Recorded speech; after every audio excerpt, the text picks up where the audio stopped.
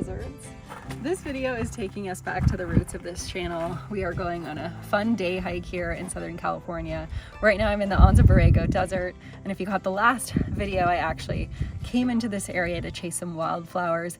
Well, I've driven about 90 minutes south from that last location in that video to the very southern side of this park, taken a cool 4x4 road, and we are stopping here at the trailhead to a place called Goat Canyon.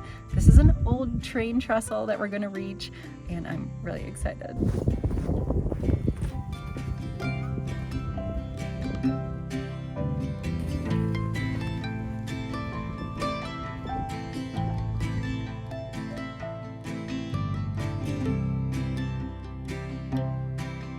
This trail is around 6 miles, but don't let the length trick you into thinking this is an easy hike, because it has some serious elevation gain and the route finding is not easy. It also goes through wash bottoms and over rocks where you have to do a lot of scrambling. Now, I started this hike around 1 p.m. in the afternoon, which is far too late in the day and much later than I would normally start a hike. So I had to move quickly.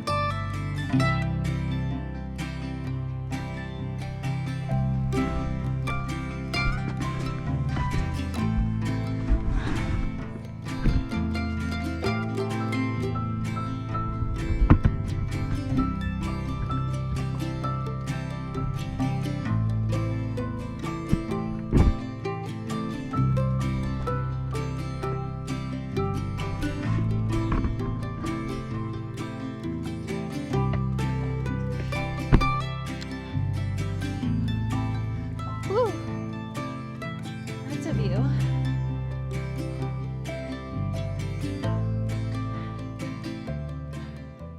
So this hike has 2,500 feet of elevation gain, so we're going to be going up for a little bit.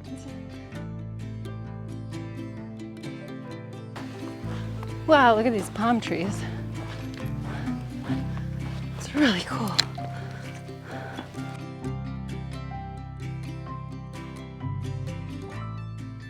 It's not very often you see palm trees that are growing naturally here in California.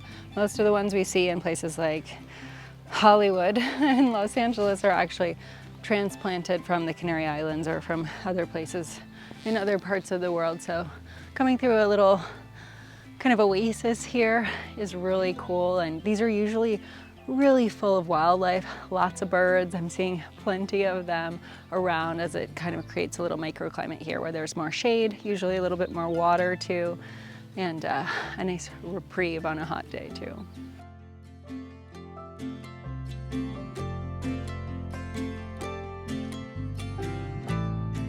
Oh wow, guys, look at this. Now at first glance, this might just look like a hole in the rock, but I know that this land actually had a lot of native people, and so this is most likely actually an area that they created to use as like a mortar and pestle to grind down grains and grasses and other things that they would eat.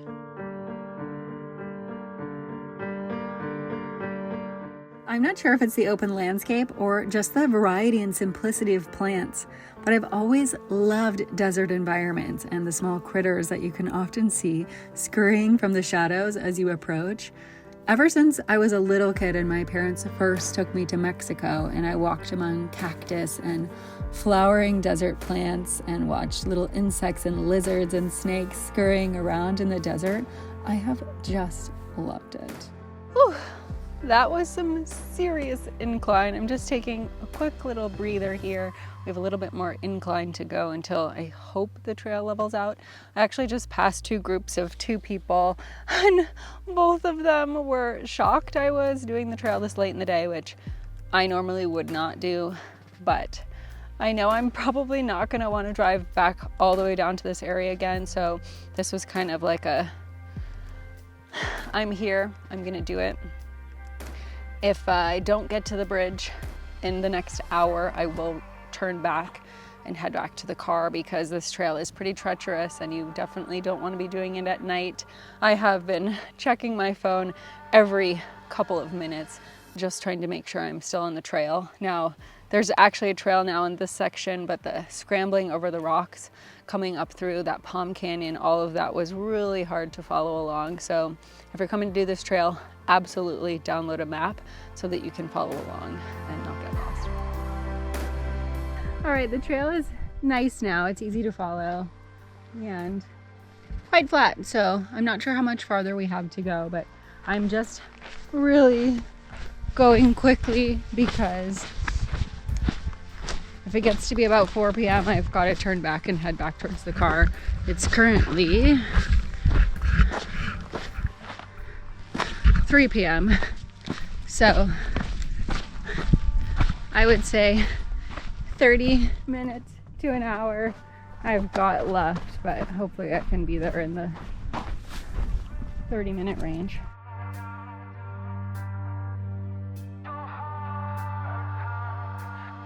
Wow, look how pretty that is. Oh, it's like rose quartz. Gorgeous.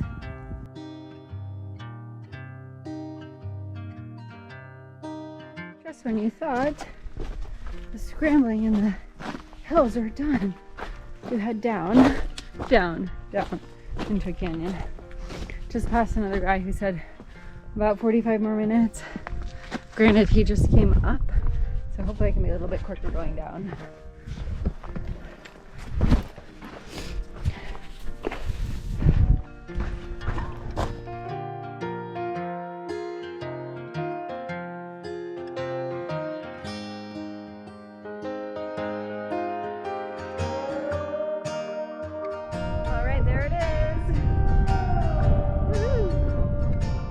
Goat Canyon Trestle was built in 1933 as part of the San Diego and Arizona Railway, which was nicknamed the Impossible Railway due to its remote location and high number of trestles, tunnels, and steep and loose slopes that often collapsed or slid.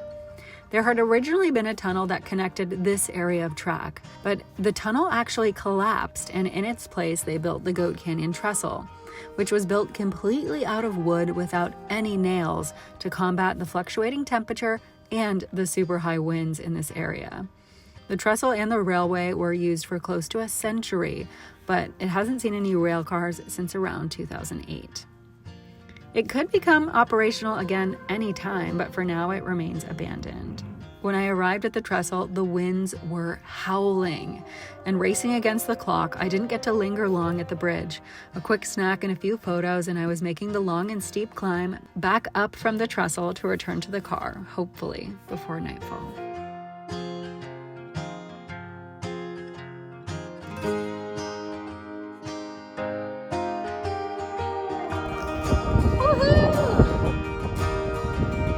Almost to the car.